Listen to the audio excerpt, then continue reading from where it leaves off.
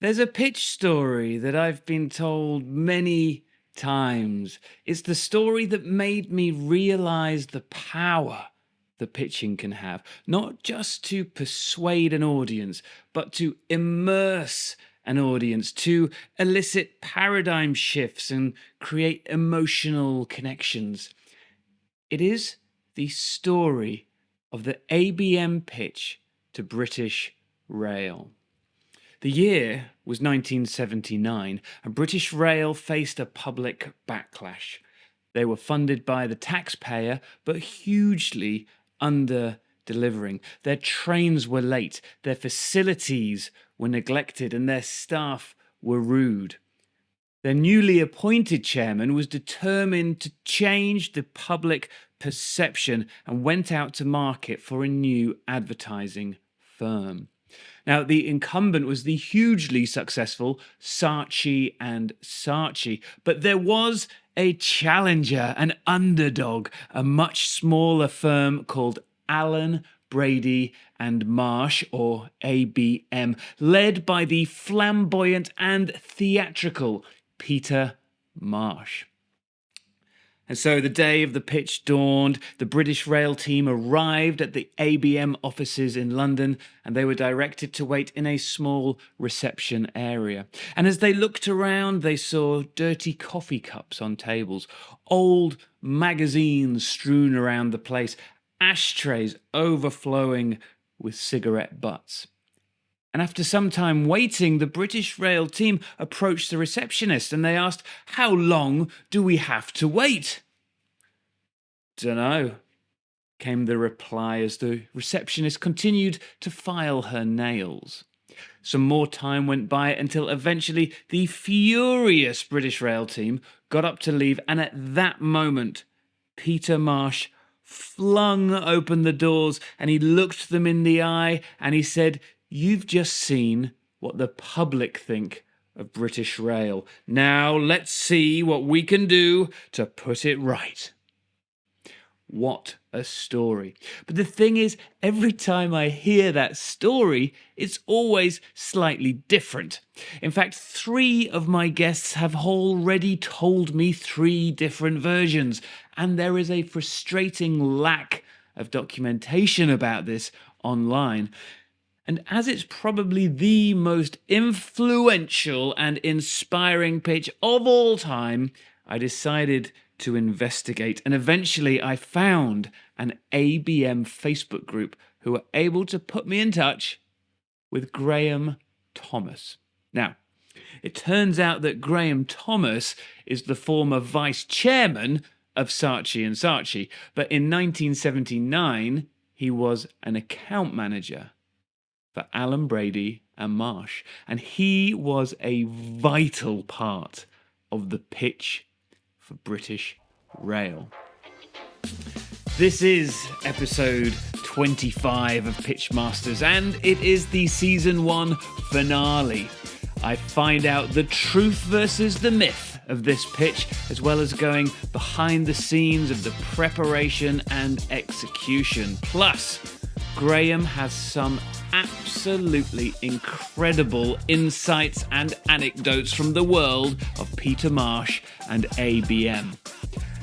Thank you to everyone who has listened to Pitchmasters. I will be back again with season 2, but for now, please grab a drink, sit back, and get ready to take notes. Graham Thomas, one absolute pleasure to have you on the podcast. I almost can't believe I'm talking to you, and we'll get into the reason why in a second. But to start off, how would you introduce yourself to the listeners on the podcast?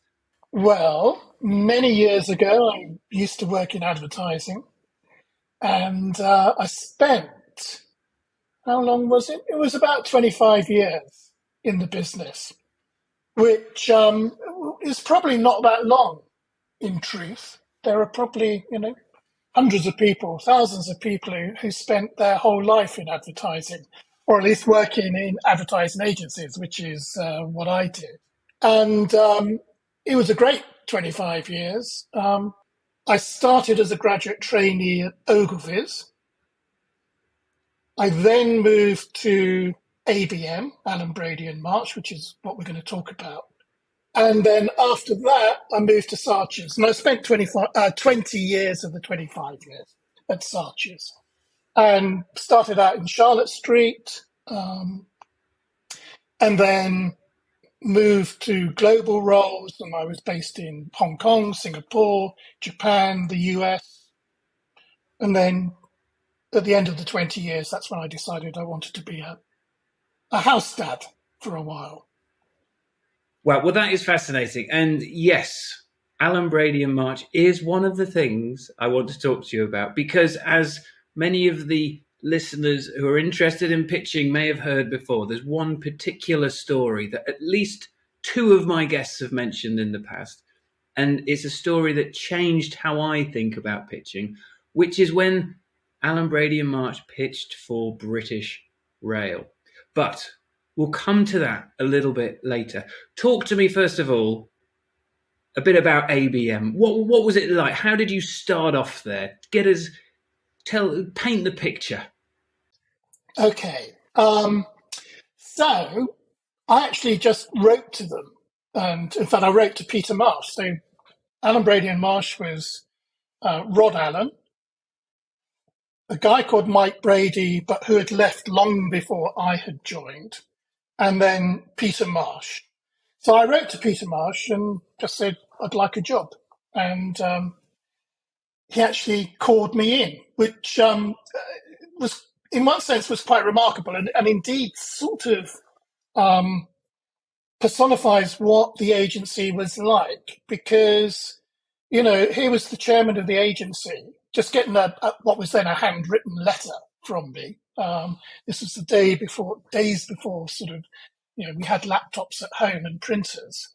So I'd sent this handwritten letter to him, and he came back and said, he sent a letter back saying, oh, please can you call Christian Kelly, who is the personnel person, and you can come in for an interview, which is what I did, not with him, but Right. I came in for an interview, and after going through seeing 3 or 4 people, they offered me a job. And what year was that? So this was 1979, and the job that was being offered was to work on what was then the pitch for British Rail. So they didn't actually have the business at that time. So it was the pitch for British Rail, and they said basically, we think we're going to be successful, so you have a job, and even if we're not successful, don't worry, we'll put you on another piece of business. Right. And so I just really liked the attitude of the agency, which was very much, rather than procrastinating about anything, it just got on, and if it thought it wanted to do something, it would do it. And I don't know what it was about my letter which sort of piqued their interest, but clearly they just said, well, actually, we want to see this guy. He's just written in off the cuff. We don't know anything about him other than what he's put in the letter, because I hadn't gone through headhunters. So there were no headhunters sort of saying, we've interviewed Graham, and, he's this splendid chap, which of course is what they have to do with everybody, whether they're splendid or not, because otherwise they're not going to get any business. So I just thought, well, that sort of sums up something about the agency, which I find quite fascinating. And that really, that's what I found. I mean, we'll talk about the British Rail pitch in more length later. But Peter Marsh was originally an actor. And he was born in Hull in a 2 up, 1 down, or a 1 up, 2 down, or whatever. He was proud of his incredibly working class background, but he'd gone into repertory theatre, and had just been a rep actor. Never had got really very far. But then this was in the 1950s, and he then moved into, I think it was the BBC or Granada TV, and started working on the making of documentaries, just using his sort of theatrical background, and then moved into advertising agencies, setting up their TV department. Um, and then back in sort of 1963, so he hadn't worked in agencies for that long.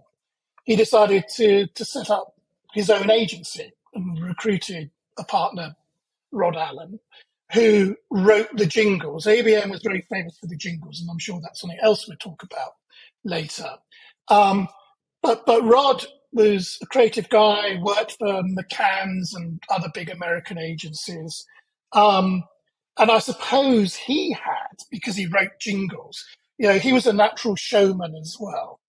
And when the two came together, Peter Marsh clearly believed in creating theatre for clients because I think he thought that clients by and large lead incredibly boring lives. They come to London, they want a bit of excitement.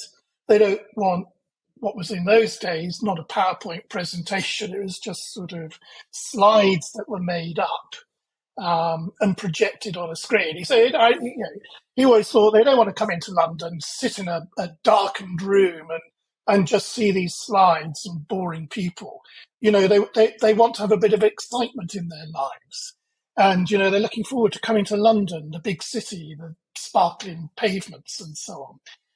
And he clearly believed that sort of injecting this theatre into everything that he did in terms of being client facing was an important way of being able to really engage with the clients. And he looked theatrical. I mean, he had this monocle, he had huge cufflinks, he wore these beautiful suits. I mean, everything about him was theatrical. And he had this, you can find him online, and he has this wonderfully sort of actory modulated voice. And, he was everything the actor. But I think the important thing was that it wasn't an act in some ways. He genuinely loved clients. He genuinely loved the advertising business. And so a word that would be used nowadays is that, he was authentic. So the relationship that he built with clients, although a lot of people on the outside, in the rest of the industry, thought that he was incredibly crass and superficial, and this was showmanship which he didn't want. Actually, he genuinely, as I said, he genuinely engaged with clients. He loved their business. He wanted to do the best. So, in terms of putting a pitch together, putting the presentation together, it had this element of the theatrics, but it was also genuine. It wasn't an act, to excuse the pun. So much of that rings true to today as well that people don't think about. We have the equivalent of a slideshow in a PowerPoint slideshow. We forget to bring any excitement to the pitch. We forget to show our clients how much we genuinely love them and we want their business. Yeah, and Peter Marsh was, he was really quite sort of upfront about that. I mean, he wouldn't literally hug clients. He wasn't quite like that. But I mean, in terms of his approach, I mean, he didn't sort of hang back. I mean, he wasn't being a sort of reserved British person, sort of not wishing to express love or whatever it was. I mean, he was as outgoing as he was as a genuine person. So I think and I think it's probably true that most clients, because ABM became very well known within the business. I mean, for its attitude and for its approach and its behaviour and Peter Marsh and everything. So I think clients came in, or potential clients came in. They sort of knew what to expect. They expected the theatrics. Whether they really wanted the theatrics was, of course, another matter. But it was not necessarily a surprise when Peter Marsh and Rod Allen would turn up wearing fancy dress, or they would start singing in the middle of the presentation, or what have you. So they were clients, and it's an important point as well when just generally stepping back a little bit about pitches. Peter Marsh also had a very clear idea about the sort of business he wanted to pitch for. And Mm. he would not pitch for any old business. There were a whole set of sort of parameters which he would go through, or which the agency would go through and say, does the client meet this? And so therefore there was this sort of filtering of clients or potential clients in the first instance. But there was also, when we started working on a pitch, and this happened to me twice, where we were working on pitches, and a few weeks in, Peter Marsh would say, sorry, I've discovered something which I'm not happy with. I don't think we can work with this client. So we're stopping working on the Wow. pitch. What kind of thing might that be, do you think? Was it ethical or? It wouldn't be ethical. It was down to is and this is in no particular order. Does the client really believe in its products? Is it really a client that would work well with ABM?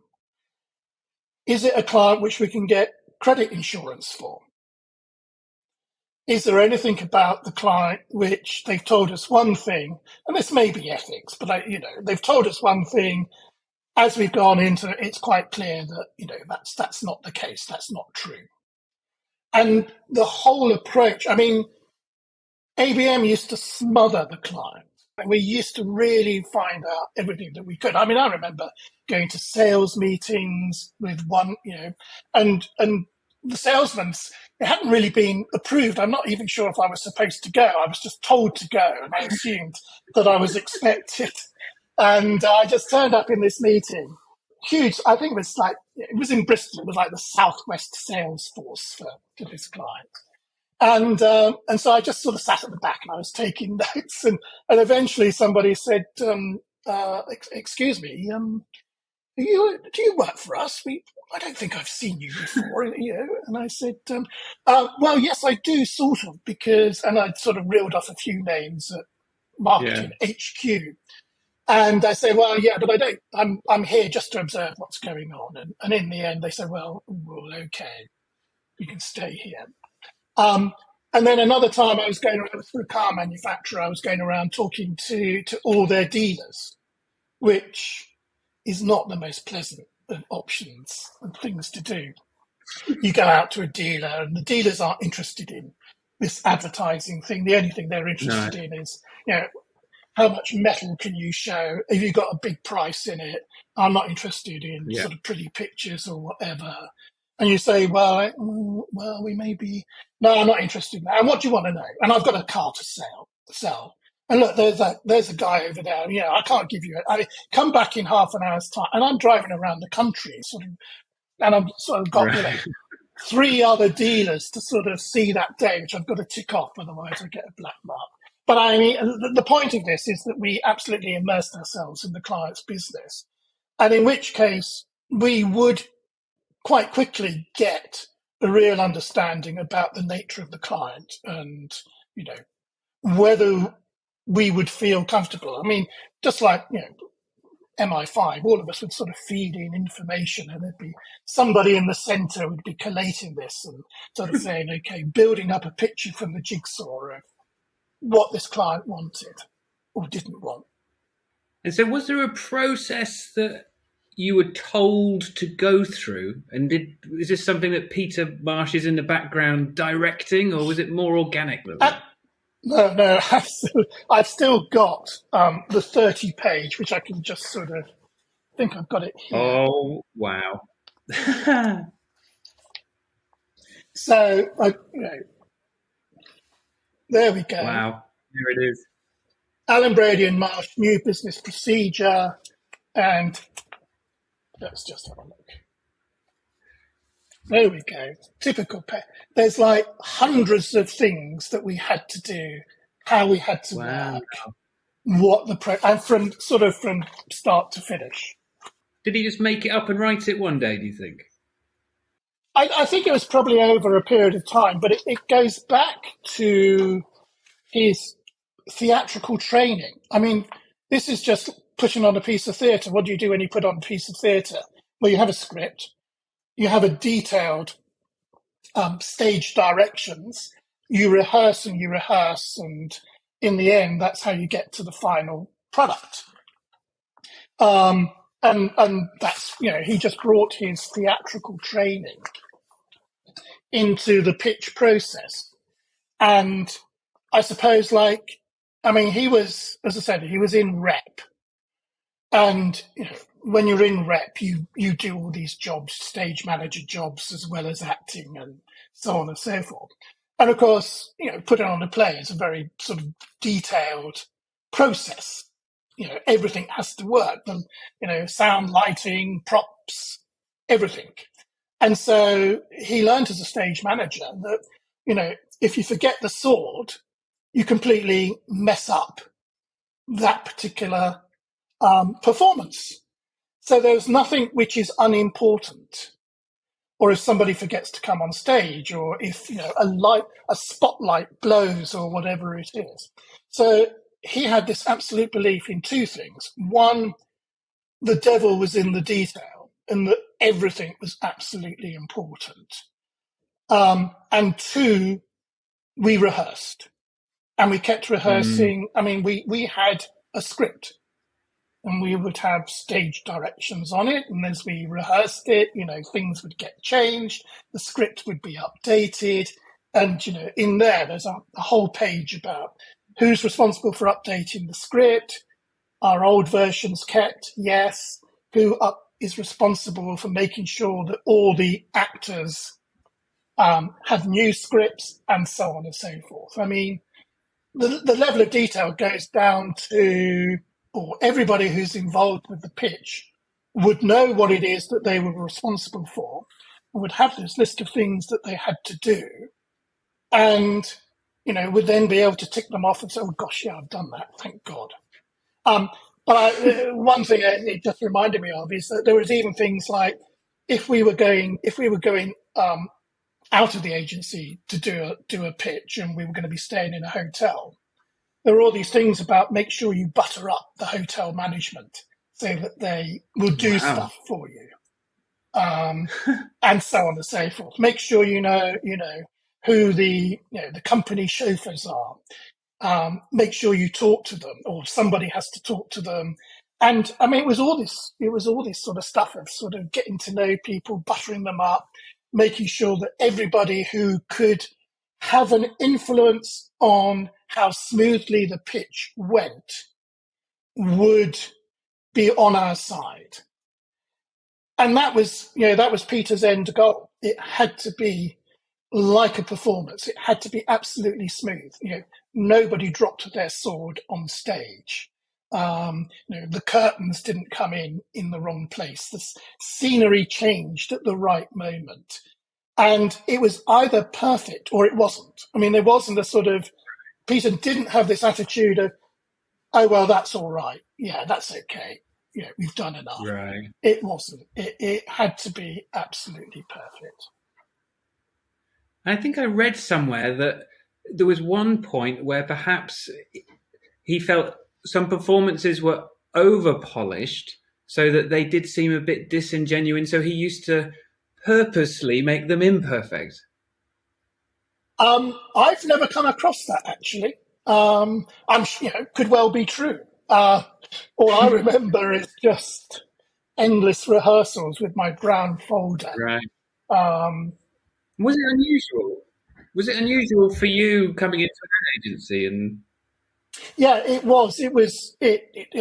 Ogilvy's, I was only at Ogilvy's for 18 months. The reason I moved, I won't talk about that because who wants to know that Ogilvy's was incredibly boring back in the late 1970s.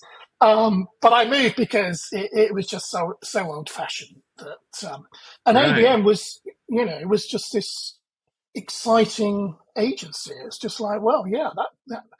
Most agencies are boring. That's the truth. If you go through, a list of agencies, you can't really tell, only a handful you're able to say, oh yeah, they're a bit distinctive. I feel I can sort of understand what they are and why they're different. I mean, most agencies are just all the same. So ABM was different. So I like that. I mean, at Ogilvy's, I wasn't involved in new business pitches. I was just a graduate trainee, and I was just sort of in the margins. But I mean, the agency overall was not exciting. It was very good. It was a training ground. I mean, it was great, but I wasn't going to spend the rest of my life there. And then I went to Saatchi's. So this is my little anecdote about Saatchi's. I went to Saatchi's to run the Roundtree's business, and within weeks of being there, we were going to hold what was the annual review of their business, which was rather like a pitch, except you weren't pitching, but you went through, this is what we've done. This is, these are our plans for the coming year. And it was with the chairman down and all the marketing directors and so on. So it was like a pitch. It took all morning. But there were also things like Maurice Saatchi would give a talk about something, and Tim Bell would give a talk about something, and a couple of the managing directors. And these were only sort of 10, 15-minute sort of interludes. Anyway, so there I was. I'd only been there for a few weeks. I sort of literally turned up and somebody said, Graham, by the way, we've got this annual creative review in 6 weeks' time, and it's the most important meeting of the year. And so anyway, talk to your team. I'm sure they'll be able to tell you what it's all about. Anyway, so I immediately went into sort of ABM pitch mode and started thinking, okay, so, I've got the team. They didn't have any sort of, I don't think only a couple of them had actually been involved with some of the things previously. And so I sort of started going through thinking, well, okay, I better have a plan, a process, and so on and so forth. And we're going to do rehearsals. And I remember going up to Maurice Saatchi's office on the 6th floor at Charlotte Street, arranged a meeting with him, and I went up and saw him, and he said, great, Graham, how are you getting on? I said, getting on fine, thank you very much. And I said, we've got the Roundtree's annual review. And he said, yes, it's in my diary, don't worry.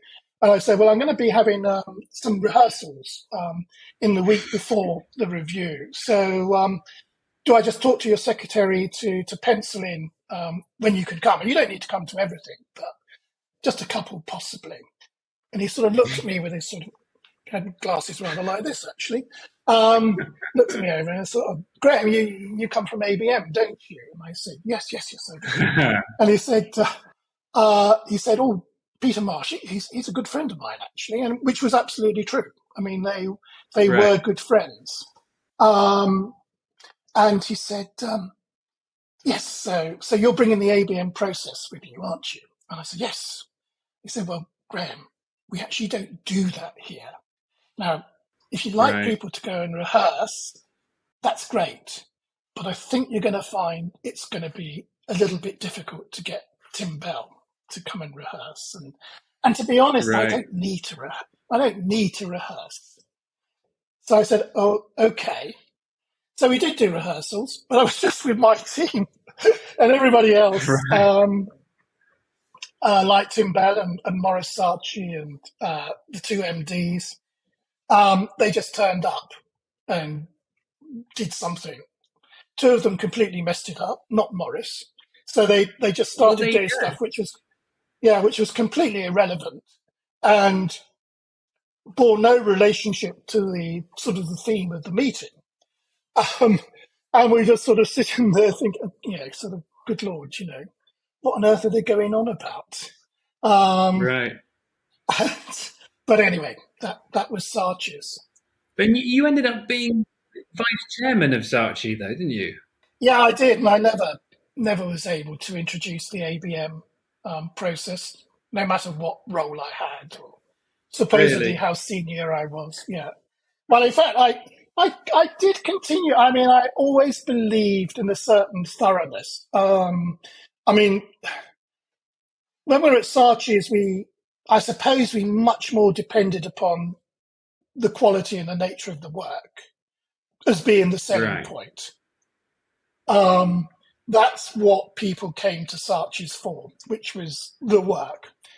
But I created theatre. I would always create theatre around the work, and perhaps we'll talk a little bit about that. With any meeting, there was a sort of certain discipline that I would have with the team, which is you didn't just walk into a meeting, with a piece of work and, oh, well, we're just going to sell this. I mean, we would work out beforehand. I mean, I'm sure, salesmen at IBM do this, which is, you know precisely what it is that you're selling, why you're selling it, why it's right for the client, what the potential client or the client might be asking, what are some of the issues that they could have, how do you persuade them otherwise, and so on and so forth. I mean, it's something that is worked out beforehand. Um, so we always used to do that, when we're going into a client, because all clients are different and you can't sell them work in the same way. And in Right. the end, no matter how good the work is, you are ultimately having to sell it, because there's always any number of barriers that can be put up. And, if you're presenting work which is more on the edge, which is more challenging, which is more demanding of the client, then the chances are you're going to get more pushback. So Yeah. unless you're prepared for that pushback, you're probably going to be caught out. At IBM, I think it's because it's a different world anyway. It's IT consulting, right? That the work itself often isn't very exciting. So it's very hard for the work to sell itself. So having that element of making the pitch exciting is something that you really need to get the audience's attention, to get them to sit up, to create some kind of emotional connection with you, even if the work is somewhat dull, as it were. Yeah, no, I totally agree. It goes back to what I was saying earlier. I mean, for a lot of clients, not being disparaging here, and clients, I love you, but I mean, their life is dull. and, and particularly in a pitch situation where, they may, God knows how many agencies they're talking to, but, and they're Mm, ultimately ending up, maybe four, five, six, maybe even more yeah. presentations. And basically, they are presentations about the same thing. So although they're being Right. given by different people, they are actually all talking about the same thing. You can imagine, going through six of these, and you're all being told, well, this is the consumer research that we've found, and this is the landscape nowadays, and this is what is happening with your competitors, and so on and so forth. You're sitting there going through all these bloody slides, and they're the same stuff, slightly different language, being taught by different people, but that's it. But it's always Yeah. in a darkened room, and they're just sitting there. And we always try to be on first. So, Right. you know, we weren't the sixth agency which they had to sit through. Um, we weren't always successful at that. And again, just a little bit of insight into the way that ABM worked. So I remember once when we were pitching for milk, which was the Got a Lot of Bottle campaign, which perhaps some of your older listeners may remember, because it did become part of the vernacular. So milk got a lot of bottle, and before we were pitching in the afternoon, and in the morning, the milk client was down at Ogilvy's, which was on Waterloo Bridge, which was a sort of 15-minute walk from ABM. And so one of my jobs was to go.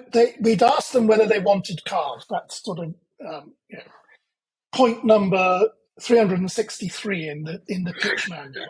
Check whether they want cars. What sort of cars? Do they want cars beforehand? Do they want cars to take them to the station afterwards or wherever it is? So anyway, they didn't want cars because they sort of said, we've been sitting in this bloody presentation room all morning. We at least just want to get some fresh air and stretch our legs. And we can do that by walking to your offices. Well, that's okay. But I was sent down to stand outside Brettenham House, which is Ogilvy's offices, with a walkie-talkie.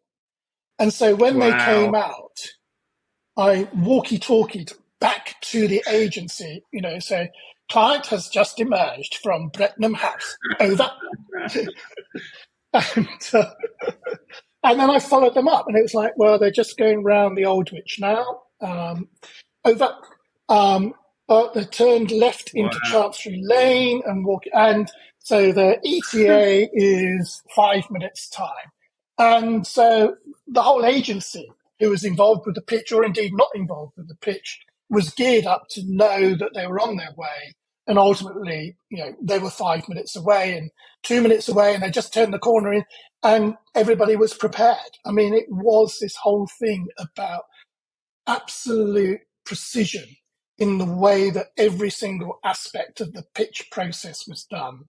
And that was making sure that, when they arrived, everybody who was going to greet them was there, that the receptionists were ready, whatever else was going to be put on. So when we were pitching for Honda, one of the things we had at the beginning, I was not involved with this particular pitch, but was to have, I think it was the Coldstream Guards or the Grenadier Guards, the band of the Coldstream Guards were outside the agency, and they were going to start playing before the Honda client arrived. There was this whole thing about this being Britain and Japan coming together, the Right. best of Britain, the best of Japan, and the best of Britain being, to a degree, personified by this rousing army band playing all the classics. Right. And again, I think with this one, the client was turning up in cars. But of course, the old trick, which is what we did a lot at Sarches, was the cars were actually our cars. And so we would just say to the client, "Oh yeah, we're getting you a mini cab, or we're getting you a car or whatever." And they would think, "Oh yeah, this is just a third party." What they didn't realise was that these were agency people, and so the conversations they were having in the back seat about, "Oh well, yeah, gosh, that was a bit boring. Oh, didn't like him. Not sure about the work." They'd be having these conversations in the back of the car. And they would be dropped off, and the driver would come back and say, "Okay, this is what these guys were saying." And sometimes we would react on that. I mean, hopefully most of the time they were saying good stuff. But there were one or two times when they were being a bit negative about what they had seen. And I remember that we sort of went back and just said, "You know what, we've had some second thoughts about this work, and we're sure you like the work, but we think we could actually do a bit better." And we knew they didn't like it. So what we were doing was just coming to them and sort of saying, "Oh, yeah, we think we can do a little bit." And we represented to some people, and we actually turned it around, and we got the business on a couple of occasions, probably more occasions. Wow. I mean, you So, mentioned MI5 earlier. This is what it's like. It's an entire operation. I've never heard of anything quite this involved when it comes to a pitch, and I think you've barely touched the surface. yeah, I suppose the other thing, so as I was saying earlier on, there was this absolute belief in the pitch process by Peter Marsh in the agency. I know it continues to this day, but I mean, it's not a new story. I mean, there's continued controversy, moaning about, clients ripping off agencies, getting ideas, not paying for pitches. They're a distraction. They just use them as a fishing exercise, and so on and so forth. And that was all around, back in the late 70s and into the 80s. But the thing was, Peter Marsh absolutely believed in the pitch process. So he didn't worry about that. He didn't worry about spending money on it. He didn't worry about actually not taking away agency resource from existing clients, because that was also part of the process. Are there areas whereby we can be accused of taking resource away and not, focusing our attention on our existing clients? In which case, what are we going to do about it? How are we going to make sure that actually that doesn't happen? So Peter Marsh had an absolute belief, though, in the pitching process. It was like, we're doing this and we're doing this properly. We're going to invest money behind it.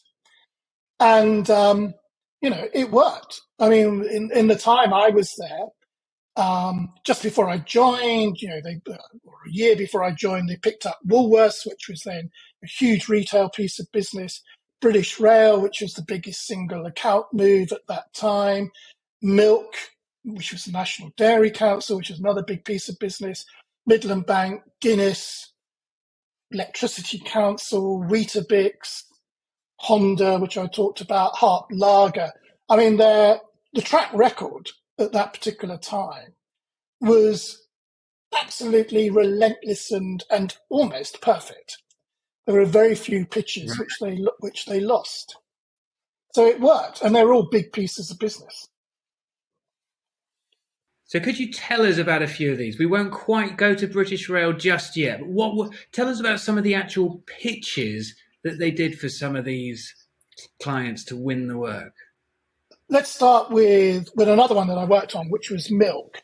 And as I said, we would go through all this process. I mean, with Milk, I was going out meeting farmers, talking about their relationships with the Milk Marketing Board, which had the subsidiary, which is the National Dairy Council, which looked after the advertising.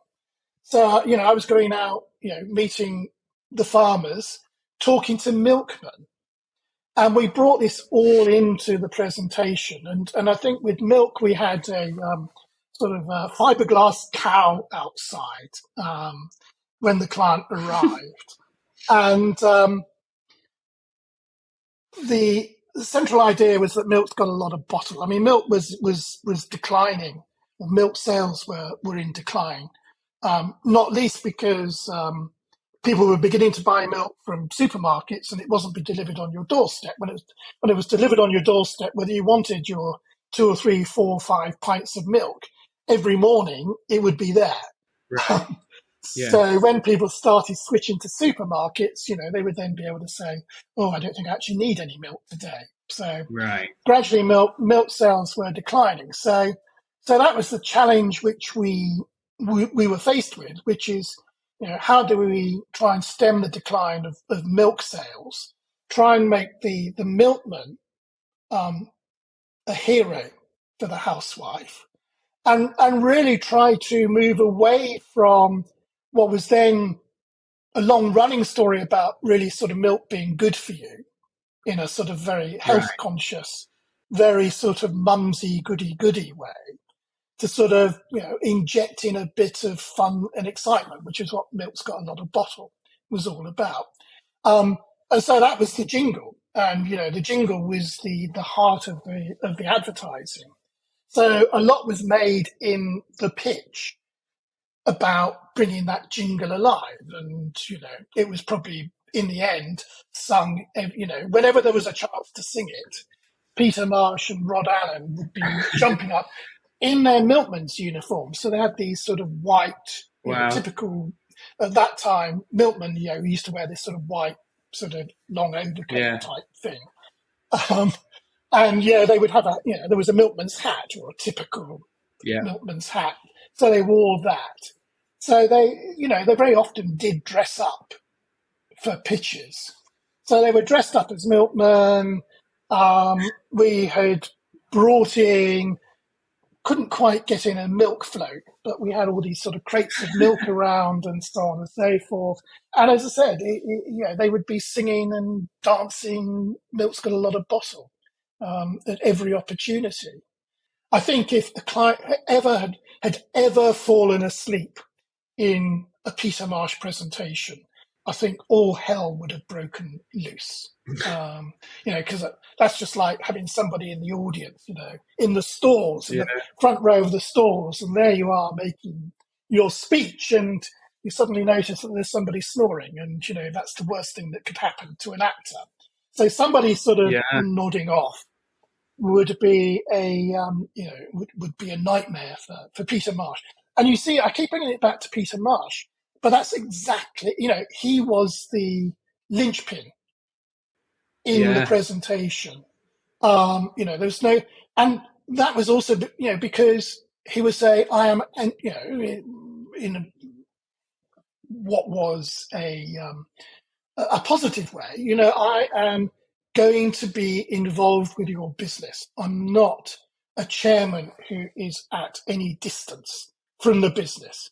If you need to call Right. me, you can call me. I will know what's going on. And that was absolutely true, even though they were like, so when I joined ABM, I was an account manager on the British Rail business, and later I became an account director on the milk business. I mean, I had as an account director, well, as an advertising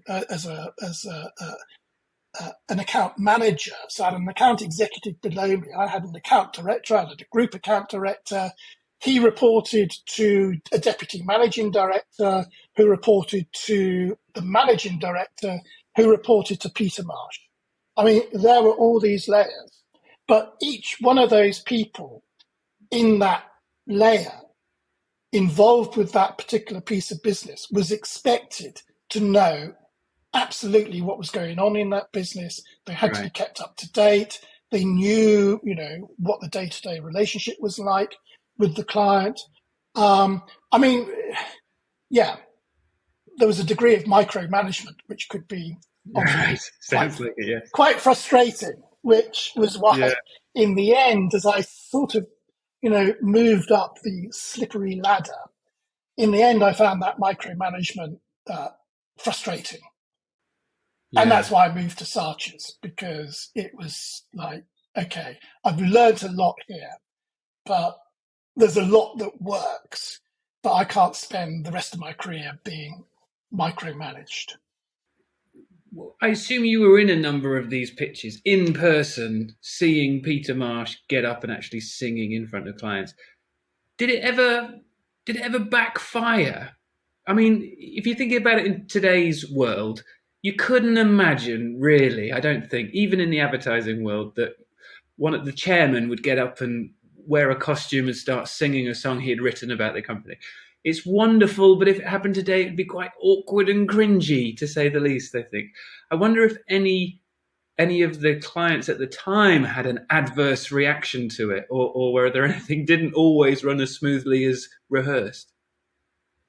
No, not in the pitches that I was involved with.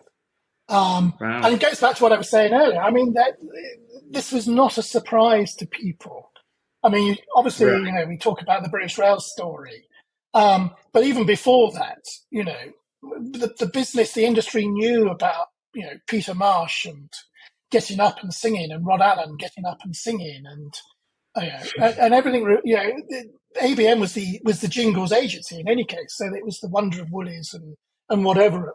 Um, and So I think you would, in one sense, you'd have to be a pretty mean-spirited client to come in and then sort of adopt the attitude of, oh my goodness, what's all this about? I Right. feel a bit embarrassed. I mean, you came in, and I know this from, because again, going back to what I was saying, I mean, clients, all those potential clients didn't come in cold. We met with them, we talked with them, we talked with the more junior people, which was another incredibly. I mean, sometimes we would do a separate pitch to the more junior people to get them on board, Mm, so that it wasn't just ABM talking to the senior management of the client. right.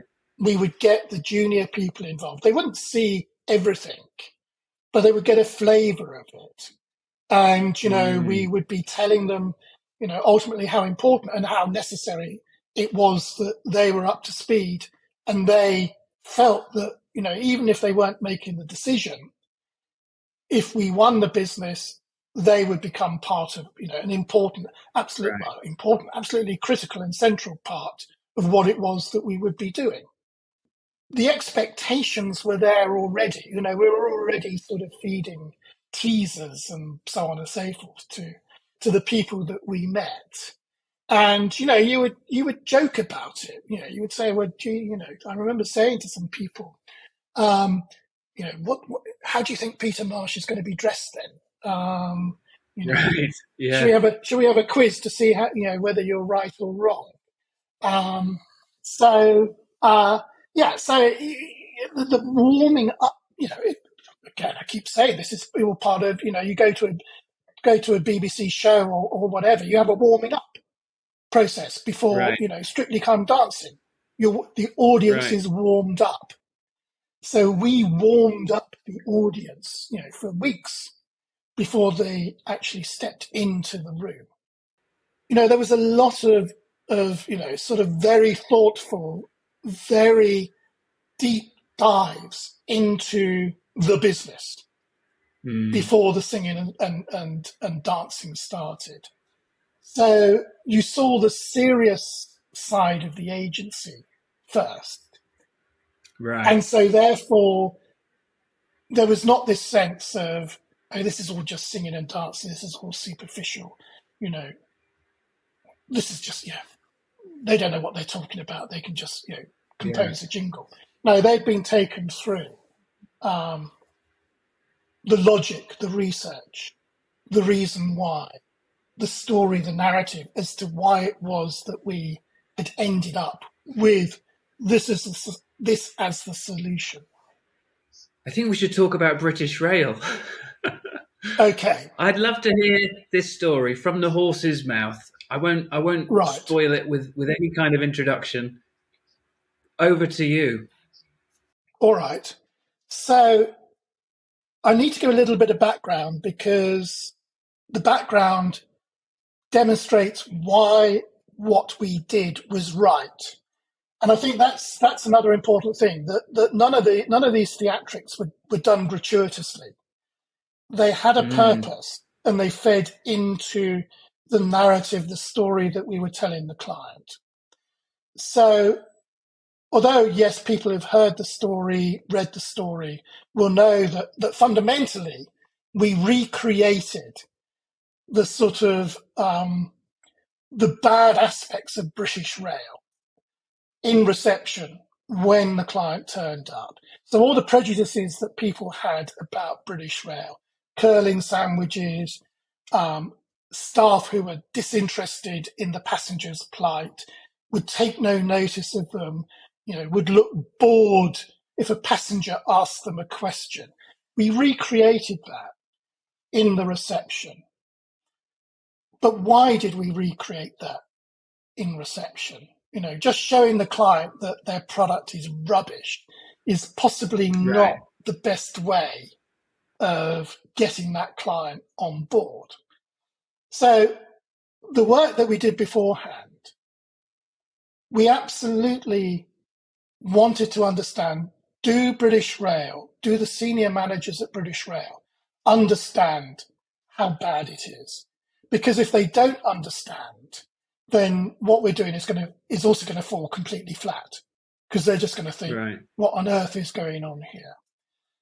And the thing that drove this was that also Sir Peter Parker, who was the British Rail chairman, was new or relatively new, and he wanted to transform British Rail. He was not coming in to do more of the same. He wanted to try and transform the role of British Rail within the transport system of the country, within the economy of the country.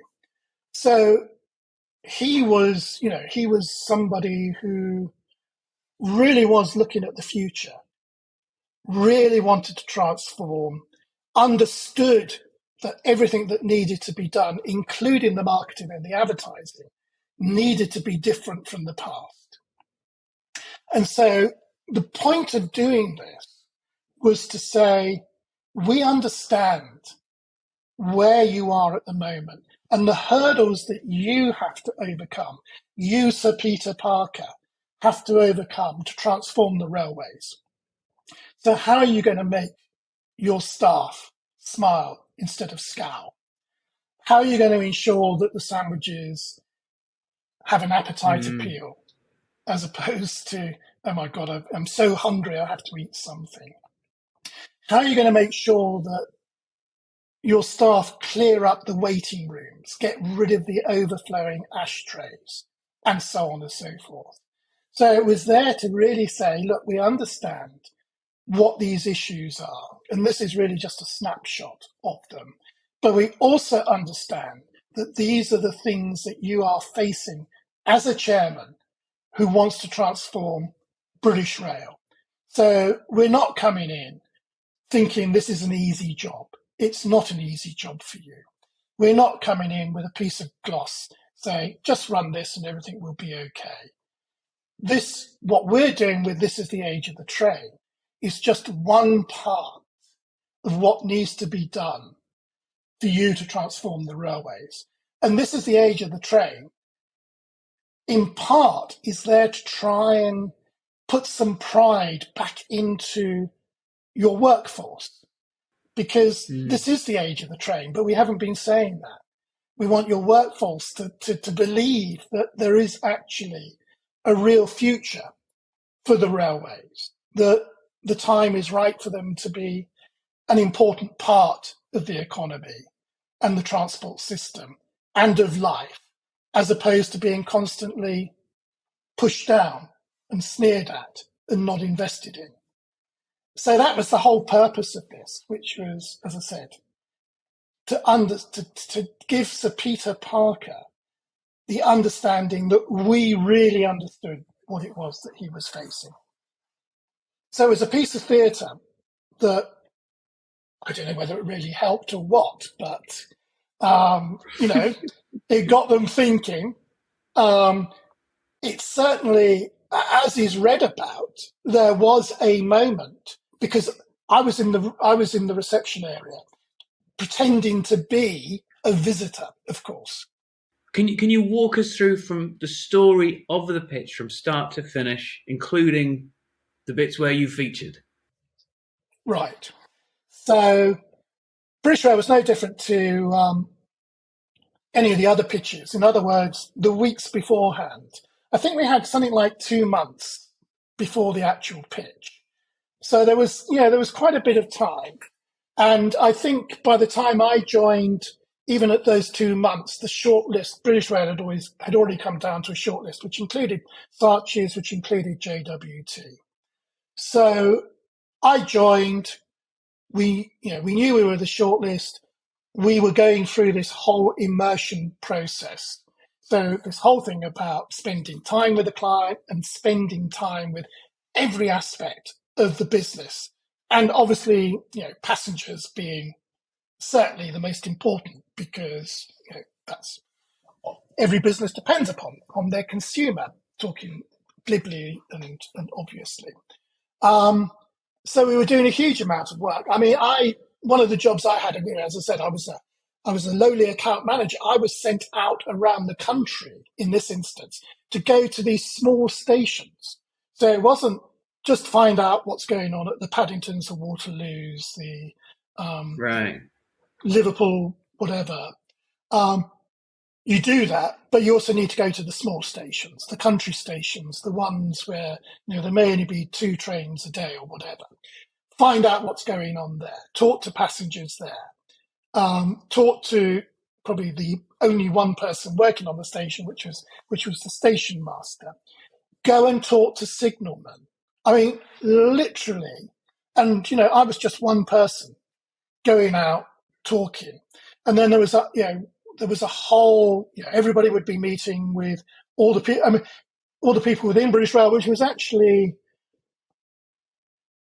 then it was probably more sophisticated than a lot of client companies were, a lot of manufacturing companies were, in terms of the breadth of its marketing department, in terms of the breadth of what everybody got involved with. And it was an incredibly complex business. And that was one thing that we really had to understand, which is it's a complex business. So how do you, with something which involves hundreds of thousands of people, how do you make sure that ultimately, and this is all part of the pitch, that you can give confidence that whatever it is that you're going to be recommending, you can actually execute it and you could push it through the whole system.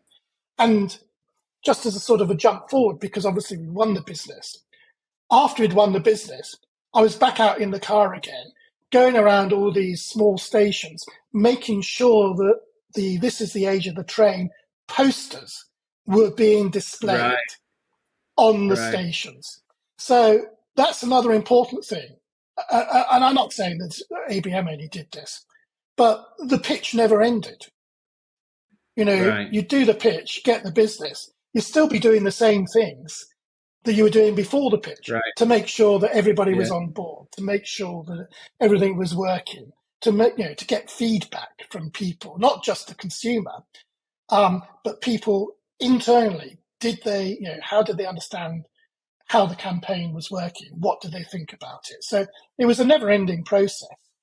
But the most important thing, which was the differentiator, was understanding what, you know, Sir Peter Parker wanted, chairman of British Rail. I mean, once we had really understood both his frustrations, because there were a huge number of frustrations, not least the lack of investment that was being put in by the government into the railways, because Thatcher did not support the railways. Margaret Thatcher was, for those who may not know, was just become Prime Minister when we were working on the business. She was not a lover of the railways. She was a lover of roads. And so investment was clearly going to be, and had been, in any case, diverted to roads rather to road building rather than the railways. He was very good. Peter Parker was very good in being completely honest about it in terms of the hurdles that he faced. And he wasn't just sort of making glib statements, you know, chairman statements about, you know, we want to be the best railway in the world. You know, that's not what he was like. He was a very charismatic man, but Parker was also absolutely knowledgeable about the problems that he faced. But as I said, the theatre around what we did in that reception was to bring so the client just turned up, you know, so we knew what time they were turning up, all that stuff. We knew who was turning up, and they all did. I think in one way, they were always given a sense of if these are the people you're telling us are turning up, there is an expectation that they actually turn up. And, Right. you know, you wouldn't be saying that overtly, but over the course of the time, you would get people to understand that there's a commitment. We are making a commitment to you. There is an expectation that you make a commitment to us. So Peter Parker, marketing director, advertising director, various sort of senior people within the organization, including PR people and other board members, they came into reception. And obviously, going back to what I was saying earlier, we knew precisely when they would step in. I was there, sitting there as just a visitor.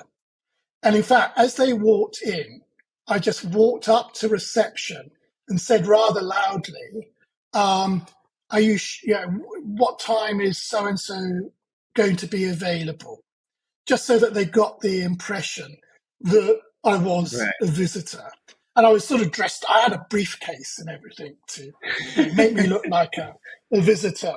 I didn't wear glasses at the time. I probably had a pair of cheap spectacles on Right. to make me even look even more. And I probably had brown shoes and a grey suit or something, or Cornish pasty shoes, just to create this impression that I was Yeah. an out of town visitor. So anyway, I was the only one because we couldn't fill up the reception with too many people. And also, by the way, of course, no other visitors had been allowed in reception for a couple of hours beforehand.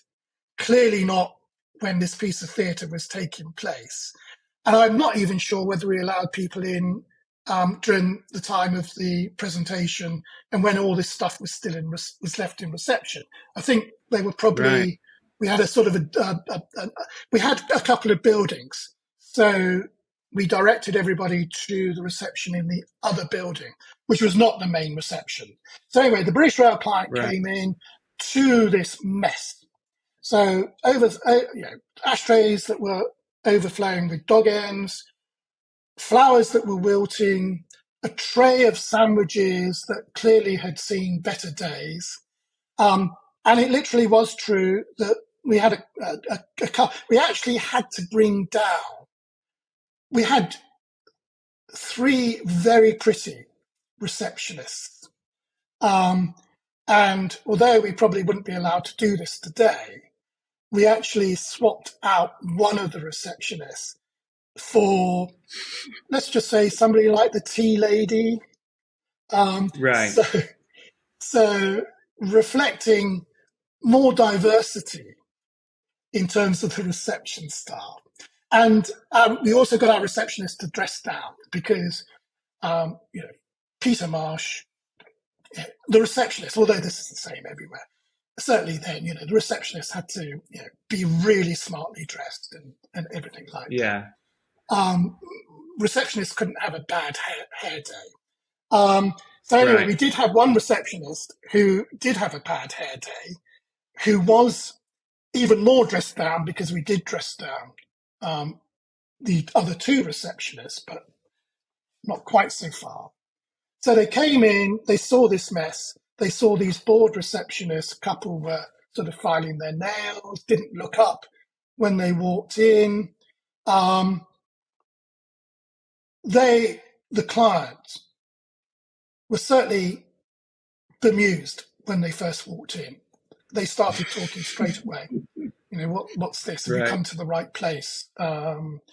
And so one went up, I think it was David Rayner, went up, who was the marketing director, and said, you know, we're British Rail, we're here for the pitch presentation. And the receptionist said, what? Hey, what are you doing? What did you say? And he said, you know, we're the British Rail client, we're here for the pitch. Oh, all right, love. I don't know what you're talking about. Just go and sit down. You know, I'm sure somebody will come down and get you. Yes, but it's quite important that they know that we're here. We don't really have a lot of time. You're worried about time, Gov? You know, don't worry. You know, you got plenty of time. They'd be down. Whoever it is will be down soon. And so this sort of went on. And I think we'd also done things like put newspapers on some of the seats. So, you know, and a junk, like, you know, a backpack or stuff like that. So they Right. had to move. They couldn't sit down everywhere either. So it was just everything that we could think of without Right. going totally over the top. Every Yeah. bad aspect, we captured that in some way. And we let it go for 5 minutes. And one of my jobs was to gauge when it was likely to become more than just a joke and that they were beginning to get really irritated. And after 5 minutes, I could see body language, what was being said. So Mm. we'd already agreed with the receptionist that I would just sort of do a sort of nod towards them to say, this is time Right. to get me to leave the reception. So I did that. They said, Mr. Thomas, if you just go upstairs, the secretary will meet you on the second floor. The lift's just outside.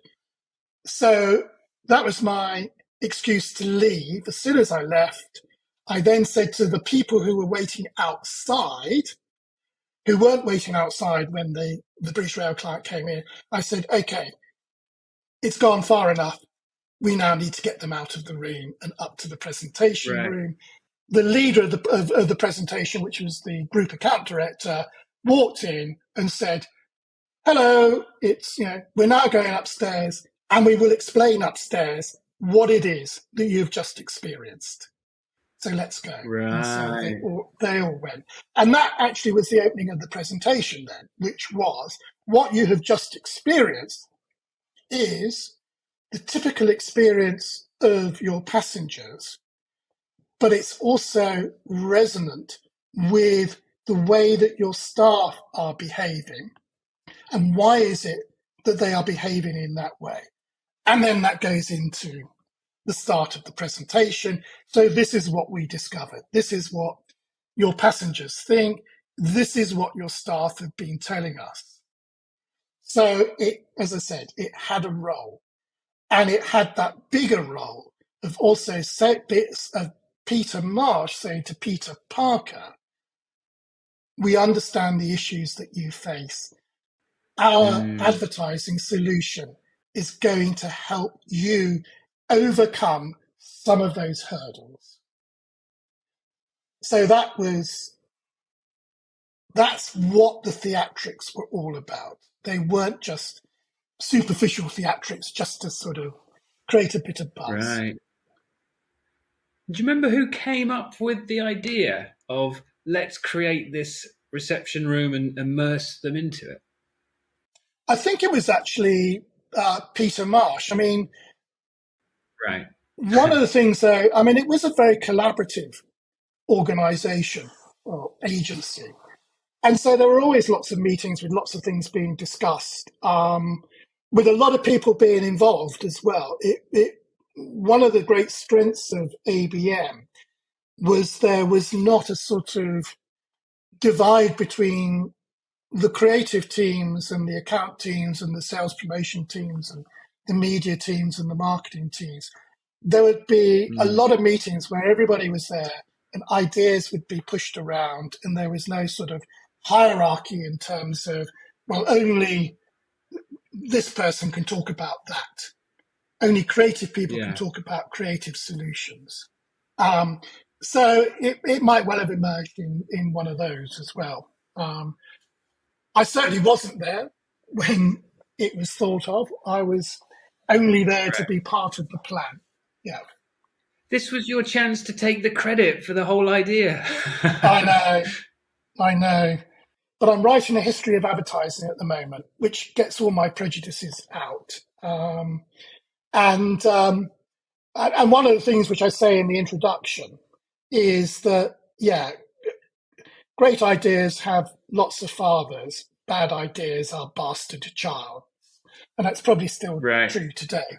So yeah, every Yeah. good idea. I mean, you see that with Saatchi's famous "Labour isn't working" poster. The number of people who have claimed that they were Right. responsible for it, and indeed still today will try and claim that they are responsible for it, which just isn't true. So And how do we? What's the name of the book? How do we find the book? the first one is actually called Biggest and Best, a history, the story of an advertising agency, a history of advertising. It's been such an absolute pleasure. I just think we could speak for many more hours and hear many more incredible stories. And what's really interesting about nearly everything you've said today is that it's all still so relevant to how we pitch today. Technology's changed, but the fundamentals, lots of which are not used that you talked about today, can absolutely be leveraged, I think. So, all of your experience, what do you think? What's your final words of wisdom, perhaps? What's the most important thing you've learned over your time in agency and pitching worlds? There is one actually, and it goes back to what I was talking about with Peter Marsh. Is I think pitches only work if you have an absolute belief in what it is that you're pitching, and you have an empathy and a belief in what the client does. I think if you don't have that, if you don't have that engagement with what you're doing and what the client is doing, I think that comes back to this point about authenticity. I don't think you come across as being authentic. I won't use the word passionate because that's overused, but I think you have to genuinely show that you're fundamentally interested and that indeed, I think love is too far. We went too far with the whole love marks thing, which some of your listeners might remember, because I don't think you have to love the product. I think you can also have a lot of respect for a product. But I think you want to be genuinely interested in whatever it is that the client is selling, whether it's an idea, a product, a service, or whatever. You genuinely have to be interested. And I think if you don't have that, and if you don't have a belief in what it is that you're presenting, and it is absolutely clear that, not all the time do people have a belief even in what it is that they are presenting, I think you're never going to win a pitch. Because in the end, if not the whole audience, somebody in that audience will twig that these guys are just putting it on. They don't believe this. Mm-hmm. And you do see situations where, and this is where you really have to be very careful. And this is why I think sometimes Peter Marsh's sort of rehearsal process, where people just sort of come in, and even at Saatchi's, I try to stop this. People just, at the last moment coming in, saying, "Oh, I want to be part of this," and you would say, "No, you haven't been part of it. You're not coming in now." Because very often they come in and they've got the wrong attitude. They can make quips which they think are funny, but which just come across as undermining what it is that you're trying to do. They undermine, that belief and that authenticity, but they think they're being funny. They think they're adding to the excitement in the room. In fact, they've just completely destroyed it. So I think, two short words: authenticity and absolute belief in what it is. And if you don't have that, if you don't believe in the product or the client, don't get involved with the pitch. You don't have to be involved. And there were a couple of times when I said, because I don't believe in cigarette advertising, by the way, where I said, and there were opportunities to get involved with pitching for cigarettes, and I just said, "No, I'm sorry, I just don't believe in encouraging people to smoke, so I'm not going to stand up and be talking to people about how to encourage people to smoke." So that's not lots of people have done that, but it is just illustrating that you don't have to participate, and you really shouldn't participate unless you have a genuine belief. And I think most of the time you can have a belief. I mean, I worked on Adidas. Everybody loves Adidas. You'd be a fool not to.